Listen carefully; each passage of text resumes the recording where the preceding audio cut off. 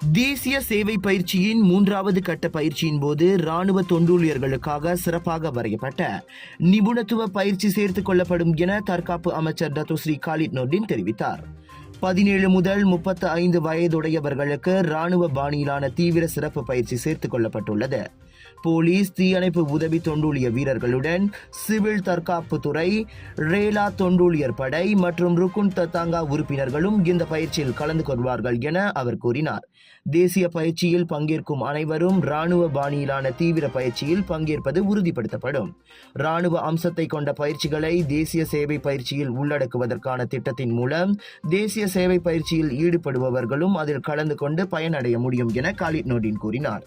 தேசிய சேவை பயிற்சியில் மேம்படுத்தப்பட்ட முன்னேகரமான பயிற்சியும் சேர்த்துக் கொள்ளப்படுமா என செனட்டர் டத்தோ அப்துல் ஹலீம் சுலைமான் எழுப்பிய கேள்விக்கு பதிலளித்த போது காலித் நொர்டின் இத்தகவலை வெளியிட்டார்.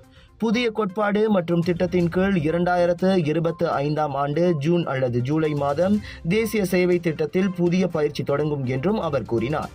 கட்டம் கட்டமாக பள்ளியில் தேசிய சேவை திட்டம் முன்கூட்டியே அறிமுகப்படுத்தப்பட்ட பின்னர் 17 வயது அடைந்தவுடன் தேசிய சேவையில் இடம்பெறும் மாணவர்கள் முழுமையாக பயிற்சியின் போது ராணுவ ரீதியிலான சிறப்பு பயிற்சியை பெறுவார்கள் என காலித் நொர்டின் தெரிவித்தார்.